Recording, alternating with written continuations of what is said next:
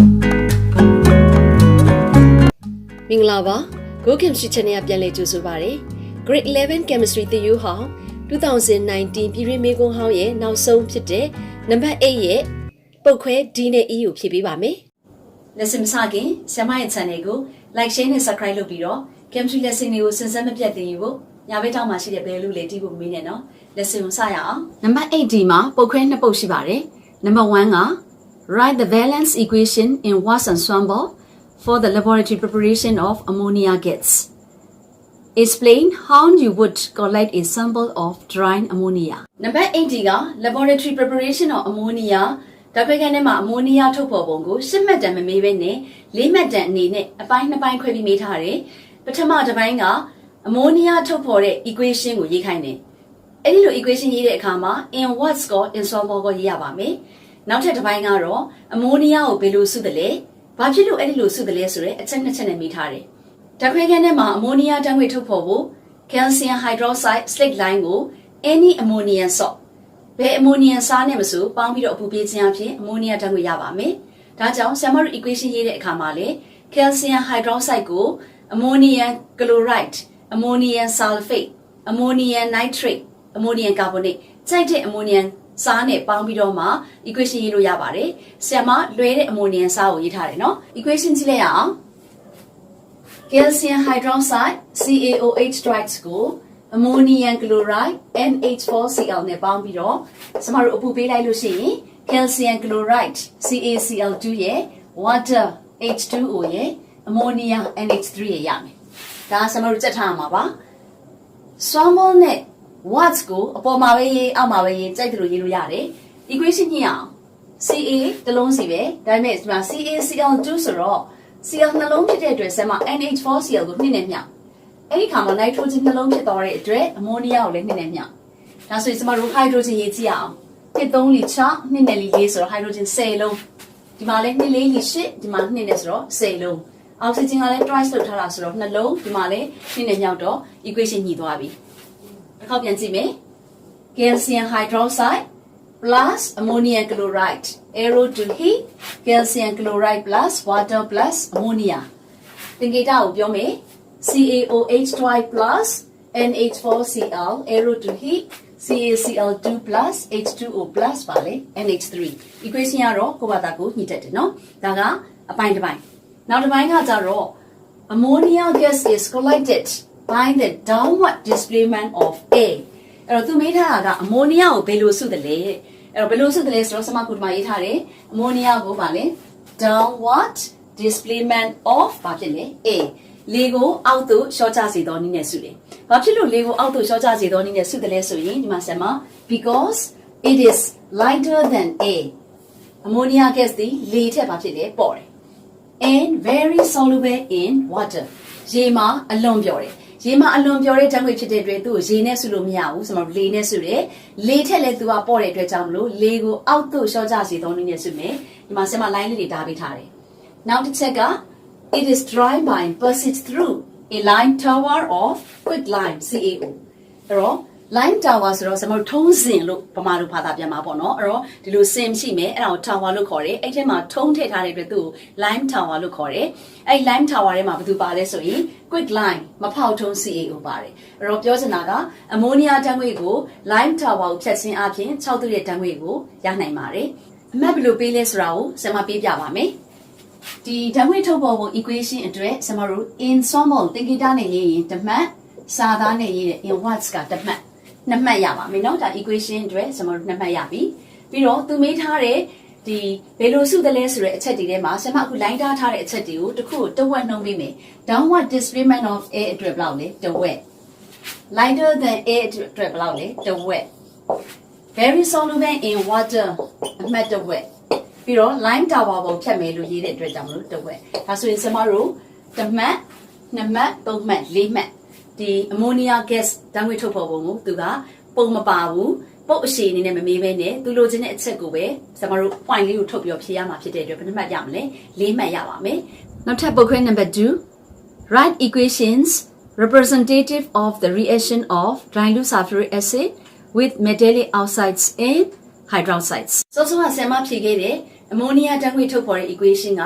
number D ရဲ့ပုတ်ခွဲ1ပါအခု number D ရဲ့ပုတ်ခွဲ2သူကပိုလွယ်သေးတယ်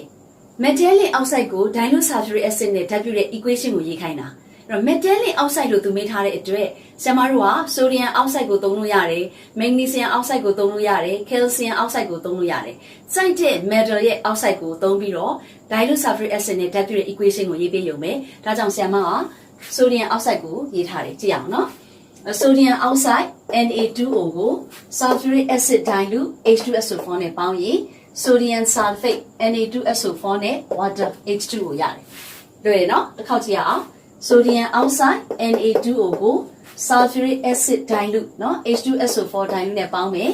sodium sulfate Na2SO4 เนาะဒါ metal ရဲ့ radical ရဲ့ပေါင်းလိုက်တဲ့အခါမှာစားရเนาะ Na2SO4 plus water H2O equation ညှိတဲ့အခါမှာလေကျွန်တော်တို့ဘာမှထပ်ပြီးညှိပေးစရာမလိုဘူးညှိပြီးသား Na2 Na2 SO4 SO4 H2 H2 ဒီမှာ O တစ်လုံးဒီမှာ O တစ်လုံးပေါင်းလိုက် O 5လုံးပေါင်းလိုက် O 5လုံးကျွန်တော်တို့အတိုက်ပဲအဲ့တော့အမှတ်ပေးတဲ့အခါမှာလေကျွန်တော်တို့ဒီစွမ်းဖို့အတွက်တစ်မှတ် in watts အတွက်တစ်မှတ်ဆွဆွပါလောက်ရမလဲနှစ်မှတ်ရပါမယ်ပုတ်ခွဲနံပါတ်2အတွက်နောက်ထပ်ရေးရမယ့် equation က metallic hydroxide ကို dilute sulfuric acid နဲ့ဓာတ်ပြုတဲ့ equation ကိုရေးရပါမယ် metallic hydroxide လို့ပြောတဲ့အတွက်စောစောကလိုပဲမိမိနှစ်သက်ရာ metal ကိုသုံးပြီးတော့ရေးလို့ရတယ် sodium hydroxide potassium hydroxide calcium hydroxide စသဖြင့်ရေးလို့ရပါတယ်ဆရာမကတော့ calcium hydroxide ကိုရွေးထားတယ် calcium hydroxide CaOH twice ကို sulfuric acid H2SO4 နဲ့ပေါင်းတဲ့အခါမှာ calcium sulfate နဲ့ပါနေရမှာလေ water CaOH twice ကို H2SO4 dilute နဲ့ပေါင်းမယ် CaSO4 နဲ့ H2O equation ပြရအောင် Caဒီမှာ SO4 ကတော့တရဲစီတူတူပဲ hydrogen ကဒီမှာ 2H เนาะ twice လုပ်ထားတယ် 2H ဒီ2နဲ့ပေါင်းလိုက်တော့ 4H ဒီမှာ2နဲ့လေး 4H oxygen ကတော့ဒီမှာ 2O ဒီမှာ 4O ဆိုတော့ဘယ်လောက်လဲ 6O ဒီမှာလဲ O 4လုံးဒီမှာလဲ 2O ဆိုတော့ oxygen 6လုံးနဲ့ညီသွားပြီအမှတ်ပေးတဲ့အခါမှာလဲစောစောကလိုပဲဆမ်မတို့ in small အတွက်ဓမ္မ in one အတွက်ဓမ္မနှစ်မှတ်ဒါဆိုရင်နံပါတ် D ရဲ့ပုတ်ခွဲ2မှာ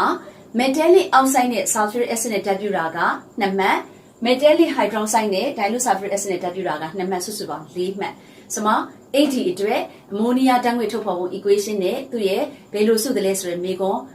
ငါ2မှတ်ပေါင်းနိုင်စုစုပေါင်း10မှတ်ပါဆရာမအခုနံပါတ် D ကိုဖြည့်ပေးထားတယ်နောက်ထပ်နံပါတ် E ကိုဖြည့်ပေးပါဦးမယ်နံပါတ် E မှာလည်းပုတ်ခွဲ2ခုရှိတယ် E ရဲ့ number 1 က calculate the pH and pOH of an aqueous solution containing 0.73 gram of HCl per 400 cm3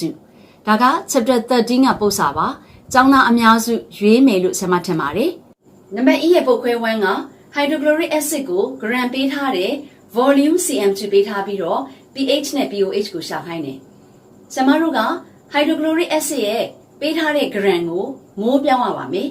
မိုးပြောင်းပြီးရင်ဆရာမတို့ပေးထားတဲ့ volume နဲ့စားပြီးတော့ molarity ရှာမယ် molarity ရပြီဆိုလို့ရှိရင်တော့သူမေးတဲ့ pH နဲ့ pOH ကိုတွက်လို့ရပါပြီအဲ့တော့ပထမအဆုံးမိုးပြောင်းဖို့အတွက် hydrochloric acid ကို molar mass တွက်ရမယ်ဆရာမတွက်ထားတာကိုကြည့်အောင် molar mass of HCl ဆရာမတို့ပေးထားတဲ့ atomic mass ကိုပေါင်းလိုက်တဲ့အခါမှာ 36.5 gram per mole ရမယ်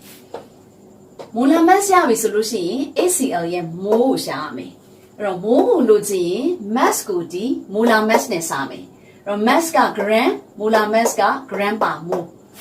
ပေးထားတဲ့ mass က 0.73 gram molar mass က 36.5 gram per mole စမတို့စားလိုက်တဲ့အခါမှာ0.02 mole ရမယ်ဒါကပေးထားတဲ့ gram ကို molar mass ရှာပြီးတော့မှစမတို့မိုးပြောင်းလိုက်တဲ့အခါမှာ 0.02 mole ရပြီမိုးရပြီဆိုလို့ရှိရင်ဆရာမတို့ကမိုးကိုတည်ပြီးတော့ volume dm2 နဲ့စာရင် molarity ရမယ်။မေးခွန်းကပေးထားတာက dm2 မဟုတ်ဘဲနဲ့ cm2 ဖြစ်နေတဲ့အတွက်ကြောင့်ဆရာမက volume in dm2 ဆိုပြီးပြောင်းမယ်။ပေးထားတာက400 cm2 မို့လို့သူ့ကို10 power -3 နဲ့မြှောက်10 power -3 နဲ့မြှောက်တယ်ဆိုတာ1000နဲ့စားတာနဲ့အတူတူပဲ0.4 dm2 ရမယ်။ volume နဲ့ dm2 ပြောင်းပြီးပြီဆိုရင် molarity ပုံသဏ္ဍာန်ရေးမယ်။ molarity ကိုလိုချင်ရင်mole of HCl by volume in dm2 of solution ဆိုပြီးတော့ပုံသဏ္ဍာန်ရေးရမယ်။အဲ့ဒီပုံသဏ္ဍာန်ရေးပြီးပြီဆိုရင် ကိုရထားတဲ့ 0.02 mol ကိုကျမတို့ပြောင်းထားတဲ့ 0.4 dm2 နဲ့စားတဲ့အခါမှာ 0.05 molarity ရနော် 0.05 molarity အဲ့တော့ 0.05 molarity ရပြီဆိုလို့ရှိရင်ဒါဟာ hydrochloric acid ရဲ့ molarity ရပြီဖြစ်လို့ကျမတို့က pH pOH တွက်လို့ရပြီအဲ့တော့ pH pOH တွက်တဲ့အခါမှာလေတန်းပြီးတော့မှ pH ပုံသဏ္ဍာန်ကိုထည့်လို့မရဘူး hydrochloric acid ကို equation ရေးပြရမယ်အဲ့တော့ HCl strong acid ဖြစ်တဲ့အတွက်မြားတစ်ချောင်းနဲ့ရေးတယ် H+ နဲ့ Cl- ဒါကျမတို့ရေးလိုက်ပြီး ion အဖြစ်ပြိုကွဲပြီးပြီဆိုရင်တော့ HCl ဒီ1 mol H+ ဒီ1 mol အဲ့တော့1 mol 1 mol တူတယ်ဒါကြောင့် HCl ရဲ့ concentration ဟာ is equal to H+ ion concentration နဲ့ညီပြီးတော့ 0.05 ကို power ပုံစံပြောင်းတဲ့အခါမှာ5 into 10 power -2 molarity ဆိုပြီးရတယ်အဲ့တော့ကျွန်တော်တို့ဒီအဆင့်လေးတွေရေးပြရမယ်နော် HCl concentration is equal to H+ ion concentration is equal to 5 into 10 power -2 molarity ရပြီဒါဆိုရင်ဆရာမတို့ pH ပုံသဏ္ဍာန်ရေးလို့ရပြီကြည့်အောင်ဒီ pH အတွက်ပုံအတွက်နည်းတွေကလည်းဆရာမရဲ့ဒီ chapter 13 သင်တော့ကဆရာမဖြည်းဖြည်းချင်းအသေးစိတ်သင်ထားတယ်လေ့ကျင့်ခန်းတွေလည်းအများကြီးသင်ပေးထားပါတယ်တကယ်လို့ဒီတစ်ပုတ်ထဲနဲ့မလုံလောက်ဘူးဆိုလို့ရှိရင်ဆရာမဗီဒီယိုတိုင်းရဲ့ description အောက်မှာ chapter 13 playlist link ပေးထားပါတယ်အဲ့ဒီ link ကိုသွားလိုက်တာနဲ့ဒီ pH pOH အတွက်တဲ့ပို့စာတွေအများကြီးတွေ့နိုင်မှာပါအဲ့တော့ pH equal to minus log H+ ion concentration ဆရာမ minus ကိုအရင်ပုံထုတ်လိုက်တယ်ပြီးတော့ log 5 into 10 power -2 ဆိုပြီးဆရာမအစားသွင်းလိုက်တယ်အဲ့တော့ log 5 into 10 power -2 ကိုဆရာမတို့ log ခွဲလိုက်တဲ့အခါမှာ minus ကအပြင်မှာပုံထုတ်ထားတယ် log 5 plus log 10 power -2 log 5ကိုကြည့်လိုက်တယ် 0.6990 ရမယ်အပေါ်က power -2 ကိုရှေ့ချလိုက်တော့ -2 ဖြစ်မယ်ဆရာမရှင်းလိုက်တဲ့အခါမှာ -1.3010 ရမယ်အဲ့တော့အထက်က minus နဲ့ရှေ့က minus နဲ့မလုပ်လိုက်မလဲခြေလိုက်မယ်ဒီ minus ကဘယ်ရတာတော့ဒီကနှစ်ကကြီးတဲ့အတွက်ကြောင့်လို့ minus အဖြစ်ထွက်တာဒီ minus နဲ့ဒီရှေ့က minus နဲ့ခြေသွားတော့အဖြစ်ဒီ 1.3010 ဆိုပြီးတော့ pH တန်ဖို့ရမယ် pH တန်ဖို့ရပြီဆိုလို့ရှိရင်ဆရာမတို့ကလွယ်သွားပြီ pOH ကို14တွေကနေနှုတ်ပေးရုံပဲအဲ့တော့ဒီမှာဆရာမနေရာလေးနည်းနည်းကျက်လို့ဒီလိုလေးပုံစံလေးပြုတ်ထားတယ် pH plus pOH is equal to ပါလေ14 pOH ကိုလို့ချင်း14 minus pH 14 minus 1.3010 နှုတ်လိုက်ရင် 12.6990 ဆိုပြီးတော့ဆရာမတို့ရပါမယ်ကဲအဲ့တော့ဆရာမတို့အမှတ်ပေးကြည့်အောင်ပေးထားတဲ့ gram ကိုမိုးပြောင်းတဲ့အခါမှာဆရာမတို့အမှတ်တစ်ဝက်ရပါပြီ molarity ပုံသဏ္ဍာန်ရေးမယ်အမှတ်တစ်ဝက်ရပါမယ် molarity ရှာမယ်အမှတ်တစ်ဝက်ရမယ် equation ရေးမယ်အမှတ်တစ်ဝက်ရမယ်ပြီးတော့ဒီ concentration ညီတဲ့နေရာမှာဆရာမတို့အမှတ်တစ်ဝက်ရမယ် pH equal to minus log H+ ion concentration ပုံသဏ္ဍာန်ရေးတာအမှတ်တစ်ဝက်ရမယ်ဖြေထွက်မယ်အမှတ်တစ်ဝက်ရမယ်ဒီဘက်မှာအမှတ်တစ်ဝက်ရမယ်ကဲအဲ့တော့ဆရာမတို့ဖြေကြည့်အောင်တစ်မှတ်နှစ်မှတ်သုံးမှတ်လေးမှတ်ကြိုက်တယ်နော်တစ်မှတ်နှစ်မှတ်သုံးမှတ်လေးမှတ်ဤရဲ့ပုတ်ခွဲနံပါတ်1အတွက်လေးမှတ်ရပါပြီနောက်ထပ်လေးမှတ်ဖို့ဆက်ပြီးတော့တွက်ရအောင်ပုတ်ခွဲ2 How many cubic centimeters of 2 molarity hydrochloric acid are needed to react with 0.18 gram of magnesium ဒါက chapter 3ရဲ့မေးခွန်းမှာဒါလေးအကြောင်းသားအများစုရွေးမဲ့မေးခွန်းဖြစ်ပါတယ်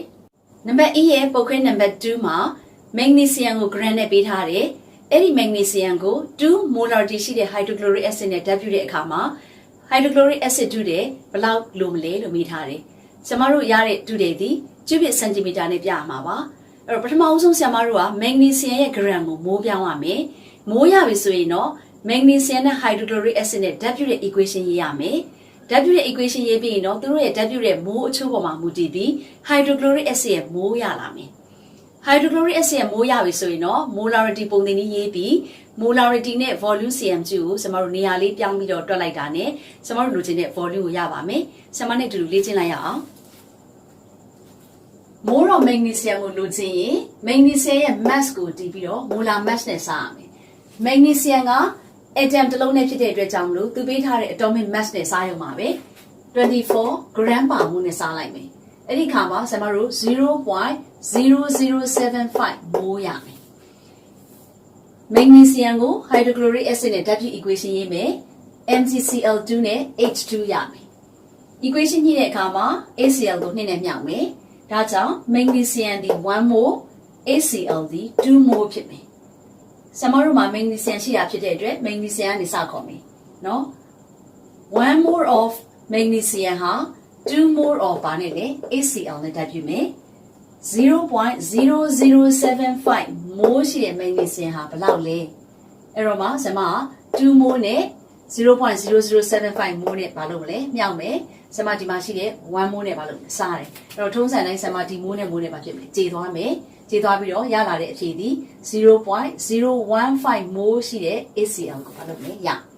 မိုးရပြီဆိုရင်တော့ဆရာမတို့ molarity ပုံသင်နည်းကိုရေးမယ် molarity ကိုလိုချင်ရင် mole of HCl ကိုဒီ volume in ဘာနဲ့စားမလဲ dm2 နဲ့စားမယ်စောစောဆရာမတို့ရခဲ့တဲ့ 0.05 mole ကိုတီးပြီးတော့ဆရာမတို့ဒီမှာ2 molarity နဲ့စားလိုက်မယ်လိုချင်တာ volume ဖြစ်တဲ့အတွက် volume နဲ့ molarity ကိုဆရာမဒီမှာနေရာချင်းချိန်လိုက်တော့ volume in dm2 ကဒီဘက်ရောက်သွားမယ် molarity ကဒီမှာ2 molarity အစားဆရာမ unit ခြေစင်လို့2 mole per dm2 လို့ပြောင်းရေးလိုက်တယ်တကယ်လို့အဲ့နေရာမှာ2 molarity လို့ရေးလဲမှန်တယ်ဘာမှမဖြစ်ဘူးဒီမှာဆရာမ unit ခြေတာကိုပြချင်လို့အဲ့တော့ mole နဲ့ mole နဲ့ခြေတယ် per dm2 ကအပေါ်ရောက်သွားတော့စားလိုက်ရင် 0.0075 dm2 ပဲပြန်ရတယ်အဲ့တော့ရလာတဲ့ dm2 ကို volume in cm2 ဆိုပြီးတော့ဆရာမတို့က1000နဲ့ပါလုပ်ပြီးလိုက်မယ်မြှောက်ပေးမယ်10 power 3နဲ့မြှောက်လိုက်တဲ့အခါမှာ cm2 ဆိုပြီးတော့သူလိုချင်တဲ့အဖြေကိုရမယ်ဒါကိုဆရာမတို့အဖြေထိုးပေးရပါမယ်နော် volume in cm2 equal to ဆိုပြီးတော့ 7.5 ပါလေ cm2 ဒီလိုလေးဖြေထိုးပေးလိုက်နော်အဲ့တော့အမှတ်ပေးရအောင်နော်ဆရာမကဒီမှာ mass ကို db molar mass နဲ့စားတဲ့ပုံသင်နည်းကနေစပြီးဆရာမဒီတစ်ခါ half ရပါမယ် mole ကလည်း half ရပါမယ် equation ကလည်း half နော်တစ်ဝက်ရပါမယ်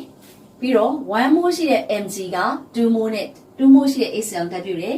0.0075 mole ဒီဘယ်လောက်လဲလို့သွားတဲ့ဒီ expression လေးကတစ်ဝက်ရပါမယ်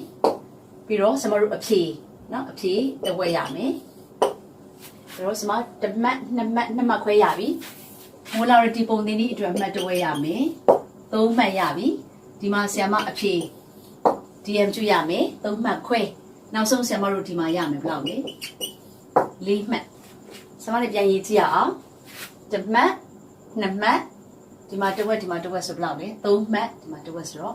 4မှတ်ရဒီတော့စောစောကဆရာမတို့နံပါတ် E ရဲ့1က pH တွက်တဲ့ပုံစံเนาะ pH PO တွက်တဲ့ပုံစံ4မှတ်အခုဒီ titration အခန်းထဲက volume in cm ရှာတဲ့ပုံစံ4မှတ်စုစုပေါင်း10မှတ်ပါဒီနေ့ lesson မှာ2019ပြည်တွင်းမေးခွန်းကိုနောက်ဆုံးအပိုင်းအနေနဲ့နံပါတ်8ပုတ်ခွဲ number D နဲ့ E ကိုဆရာမဖြည့်ပေးခဲ့တယ် F ကိုတော့ဆရာမကျက်စာအရှိတွေမို့လို့ဆရာမဖြည့်မပေးတော့ဘူးဒီလောက်ဆိုလို့ရှိရင်2019ပြည်တွင်းမေးခွန်းကိုလေ့ကျင့်တာလုံလောက်ပါတယ်နောက် lesson မှာမေးခွန်းဟောင်းတွေကိုဆက်ပြီးတော့ဖြည့်ပေးပါအောင်မယ် See you next lessons bye bye